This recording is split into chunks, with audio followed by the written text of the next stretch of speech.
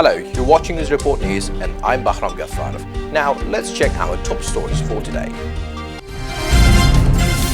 Japan has allocated $6.8 million to support the UN Regional Initiative on Drugs and Crime. Shortcomings in the tourism industry. Italian company to invest $20 million into the saffron plantation. Snickers and Mars are some of the world's most popular candy bars. However, in Uzbekistan, we had the unique opportunity to experience Snickers and Mars. Until today, Mars Incorporated, having noticed the copycat products, has submitted a complaint to the Uzbek Anti-Monopoly Committee. The local entrepreneur has been producing Snickers and Mars since 2018, and the trademarks with the two names have not been registered yet. The entrepreneur will now be penalized due to the violation of the law of Uzbekistan on competition. Uzbekistan's close proximity to Afghanistan puts it in the path of their northern drug trafficking route. This brings the global epidemic much closer to home, and the government of Uzbekistan has seen the urgent need to strengthen their forces at this border, in particular to crack down on the operations. The Japanese government has allocated $6.8 million to support the UN Regional Initiative on Drugs and Crime. The agreement between Uzbekistan and Japan is comprised of two main parts. The first is to strengthen the checkpoints and improve the regional cross-border cooperation. The second is to counter the illegal trafficking of Afghan and synthetic drugs in Uzbekistan through the creation of interagency mobile teams. More than $4.5 million will be allocated for the installment of new border cooperation officers. $2.3 million will be channeled towards the implementation of a joint initiative of Uzbekistan and UNOT to create the interagency mobile teams. This project is aimed at strengthening the anti-drug capacity of the country's law enforcement agencies. Today is a very auspicious occasion because we just signed an agreement with the government of Japan for developing a program that we call Strengthening the Cross-Border Cooperation between the 5 Central Asian countries by establishing border liaison offices. And a second component that involves the establishment of interagency mobile teams that bring together the National Center for Drug Control, the Ministry of Internal Affairs, the State Security Services, the State Customs Services, as well as the General Prosecutor's Office to strengthen cooperation between at two levels, regional cooperation as well as interagency cooperation to address the issues of drugs and trafficking of drugs. The project is said to be completed by 2022. The bank interest rate on loans in national currency increased to 25% in January from last year's 22%, according to statistics from Central Bank of Uzbekistan. The central bank explained the increase in the interest rate in January by the increase in the share of more expensive car loans in the total volume of loans. Weighted average interest rate is calculated on the basis of data from all banks, excluding soft loans and microloans. Excluding car loans, the average weighted interest rate on all loans was 25%. As of December 1st of last year, the share of car loans in the loan portfolio for individuals amounted to 14%, that is 5.64 trillion out of 38 trillion sums, showing an annual increase of 69%. At the same time, in January 2020, the volume of car loans portfolio decreased to 5.49 trillion sums. The Uzbek tourism sector is currently going through change in the hopes of boosting the tourism industry. Here's a short look at the change already implemented or currently underway. Visa procedure simplification, the development of various areas of tourism, including educational, religious, ecological, gastronomic, and many more. These reforms are a good start. However, there are still shortcomings in the industry that deserve attention. We will talk about them in our next report. Out of all Central Asian countries, Uzbekistan has the greatest potential to be a successful tourism destination. If we tap into the resource, we'll undoubtedly see the boom in the country's economy. Показателем того, что этот указ начал работать. None of the Central Asian countries has such a unique tourist potential in terms of cultural heritage. We have more than 8,000 cultural sites. We also have geological and natural reserves. All these facilities and objects are unique and attract tourists. International ratings also indicate a revolutionary growth in Uzbekistan. Event participants said that tourists who have visited Uzbekistan for the second or third time note a significant increase both in quality of services provided and the personnel potential of tourism industry as a whole. Even with all of these noticeable improvements, there are still a few issues that need to be addressed. For example, the most pressing issue that needs to be solved is the high cost of airline tickets and insufficient number of tickets available for Afrasiab trains. Additionally, roadside infrastructure is in need of revamping. The legal regulation of tourism and hotel business also needs urgent attention, and stricter guidelines and standards should be in place to ensure safety and security of tourists. Drinking water supply in Namangan region of Uzbekistan said to be improved as the OPEC Fund for the International Development intends to provide a concessional loan worth $54 million. A relevant agreement was signed on February 25th in Vienna. The document was signed by Ambassador Sherzod Asadov on behalf of the Uzbek government and Abdul Hamid Al Khalifa, Director General and Chief Executive Officer of the OPEC Fund. As part of the project, a water supply infrastructure will be created to provide access to clean drinking water for almost 200,000 residents in rural areas of the Namangan region. The OPEC Fund for International Development is the intergovernmental development finance institution established in 1967 with an objective to provide social and economic support to developing countries. Since 1999, this structure has implemented 7 projects in the public sector in Uzbekistan for a total of about $80 million.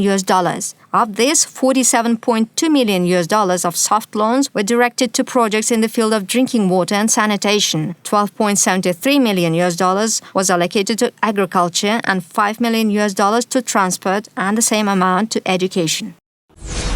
$20 million worth saffron plantation project initiated by an Italian company will be implemented in Bakhmal district of Jizakh region.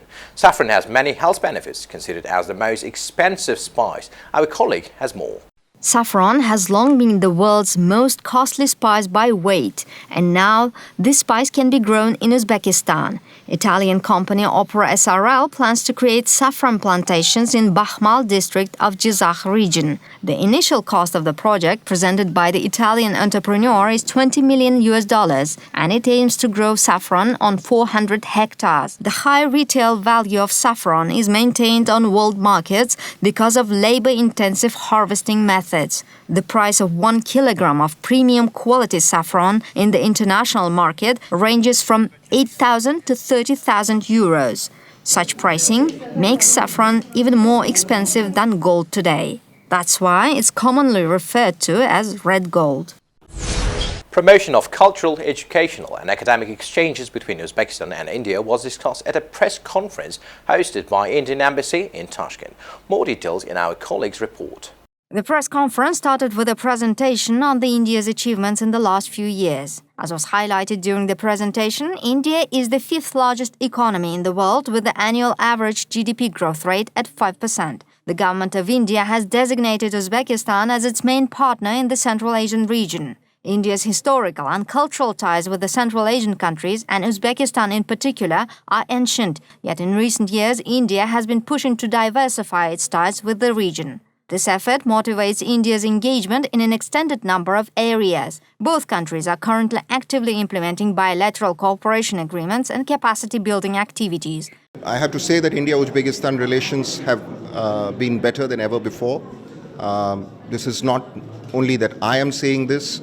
This was told to me by His Excellency the President of Uzbekistan as well.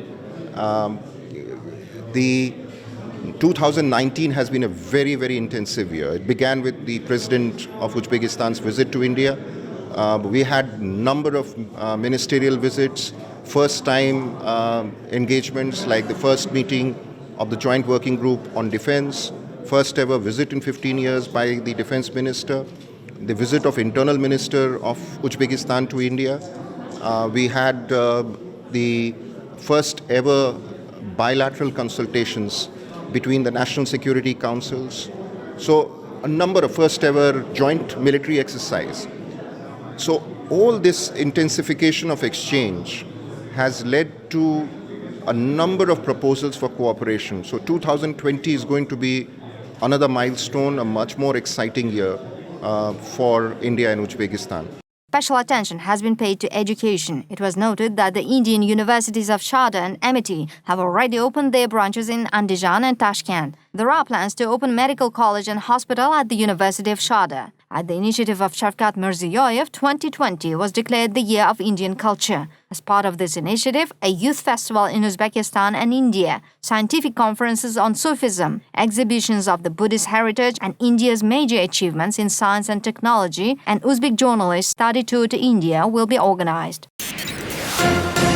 Nigeria has confirmed its first case of coronavirus, which is also the first in sub-Saharan Africa.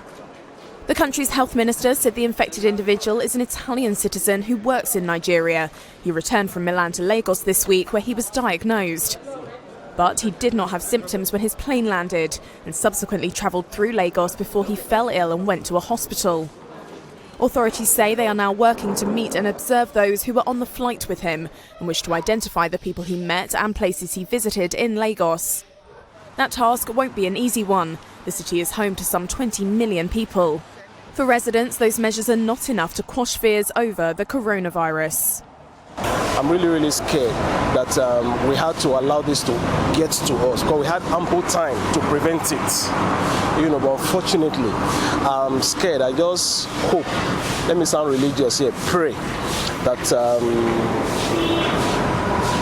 it doesn't get out of hand. Personally, I've told my wife before leaving the house today, she's going to get these nose masks so that we can start using it every day.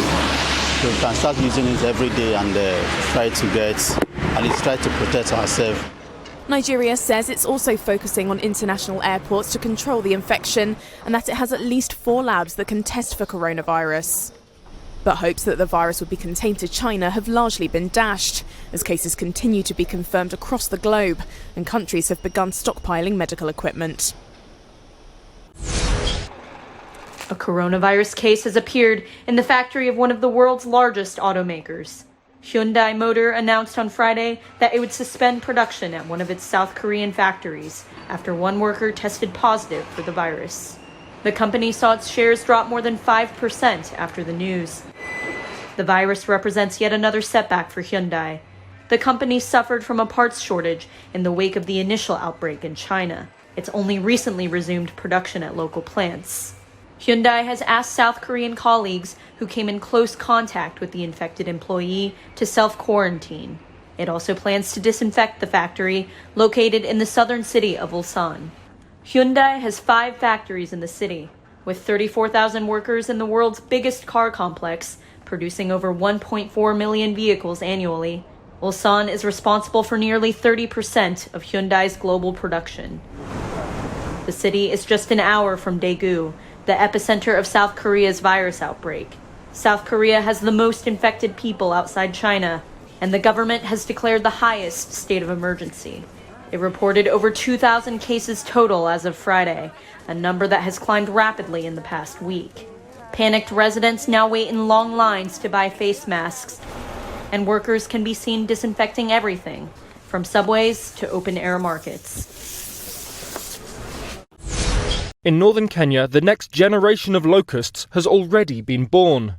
But as the plague multiplies and spreads across East Africa and the Horn of Africa, governments hit by violence or a lack of supplies are struggling to hold back the tide. In a region where 19 million people already go hungry, the UN's Food and Agricultural Organization representative to Kenya, Dr. Tobias Takavarasha, says it's a disaster that eclipses all others. It is a big threat. It is the biggest threat. Much as we say drought is a threat, much as we say that floods can be a threat, but if you are trying to rank them, I think they're all threat, but desert locust situation is an unprecedented threat on food security. A single square kilometre swarm can eat as much food in a day as 35,000 people. And the FAO warned last month that, left unchecked, the number of locusts in East Africa could explode by 500 times by June. When eggs hatch, as they have been doing recently in Kenya's Archer's Post, the young locusts, or hoppers, are earthbound for 2 weeks and are more vulnerable to spraying. But this month, Kenya, the region's wealthiest and most stable country, ran out of pesticide for about a week and a half, leaving residents and farmers to watch helplessly as the crops they count on to feed their families were devoured. In neighbouring Uganda, the military has been deployed, hand-spraying trees in the morning before locusts take flight. Somalia, where the infestation was first reported in December, can't provide security to exterminators. Ethiopia needs 500,000 litres of pesticide for the upcoming harvest and planting season. But the country's single pesticide factory is struggling to produce its maximum 200,000 litres as foreign exchange shortages have delayed the purchase of chemicals. The pesticides are available, but the pesticides require financial resources before they can be released. The FAO says containing the plague will cost at least $138 million. So far, donors have pledged $52 million. These were the latest news, and goodbye.